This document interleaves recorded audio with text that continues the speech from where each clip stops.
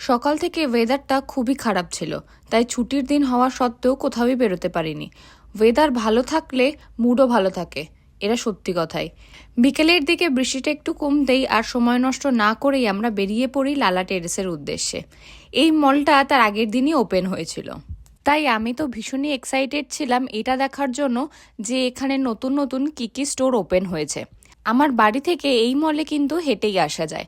নতুন ওপেন হওয়ায় এই শপিং মলে ভিড়ও ছিল দেখার মতো। ঘুরতে ঘুরতে আমরা চলে যাই দাইসোতে, আর এখানে এসে তো আমি একেবারে ফিদা। এত বড় একটা দাইসো বানিয়েছে এখানে যে তুমি হারিয়ে যেতে বাধ্য। তাই ঠিকই করলাম যে টুকটাক ঘরের জন্য যা কেনাকাটার রয়েছে সেটা আজই কিনে ফেলবো। এই মাগগুলো সবই কিন্তু 100 ইয়েন। এখানের ঘরের যাবতীয় সব কিছুই তুমি পেয়ে যাবে 100 ইয়েনে। কোনোটার দাম যদি একটু বেশিও হয় সেটা প্রোডাক্টের গায়ে লেখা থাকবে। এমনকি যারা গার্ডেনিং করতে পছন্দ করো তাদের জন্য সব রকম প্রোডাক্ট এখানে রয়েছে। এরপর পুরোটা ভিজিট করার পর আমার শপিং ডান হয়। এরপর ওখানে যে বড় মাছের বাজারটা খুলেছে সেখানেও গিয়েছিলাম, কিন্তু সেদিনকে আমার পছন্দ মতো কোনো মাছই ছিল না, সেই জন্য আর কেনা হয়নি।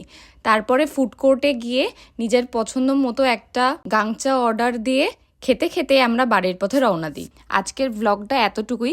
Thanks for watching. বাই।